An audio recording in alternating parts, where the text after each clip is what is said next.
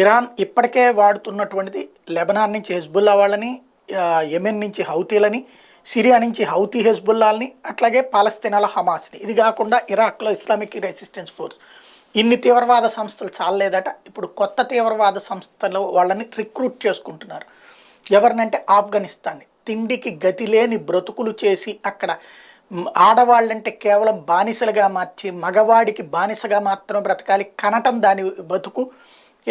ఇతను సంసారం చేయడం వీడి లక్ష్యం. అక్కడ తిండి కానీ ఉద్యోగం కానీ ఉపాధి కానీ ఏముండదు, కనిపడేటివే అన్నటువంటి స్టేజ్లో వాళ్ళకి బ్రతుకు తెరువు లేక అల్లాడేటటువంటి వాళ్ళని, అప్పుడు మీరు చచ్చిన దేశం లోకానికి ఏది పై లోకానికి వెళ్తే కనుక మీకు 72 మంది కన్యలు వస్తారంటూ వాళ్ళని తీవ్రవాదం వైపుకి ఆకర్షిస్తున్నటువంటి ఉగ్రవాద దేశాలు పాకిస్తాన్, ఆఫ్ఘనిస్తాన్ ఈ రెండు కూడా సిస్టర్ కన్సర్న్ అనాల, కమల పిల్లల లాంటి. ఇప్పుడు ఆఫ్ఘనిస్తాన్లో గతి లేని బ్రతుకులు, మొన్నటిదాకా అమెరికా యూరోప్ దేశాలు ఆధ్వర్యంలో ప్రభుత్వం నడిచినప్పుడు చక్కటి బ్రతుకులు బ్రతికారు, 4 రూపాయలు దాచుకున్నారు, 4 చక్కటి జీవితాలు అనుభవించారు. కానీ వాళ్ళని మళ్ళీ ఈ మతోన్మాద తీవ్రవాద శక్తులు ప్రభుత్వం ఏర్పాటు చేశాక గతి లేని బ్రతుకులు చేసి ఉద్యోగాలు చేసే మహిళల్ని ఇళ్లకు పరిమితం చేసి దారుణమైనటువంటి పరిస్థితుల్లోకి ఉంచారు.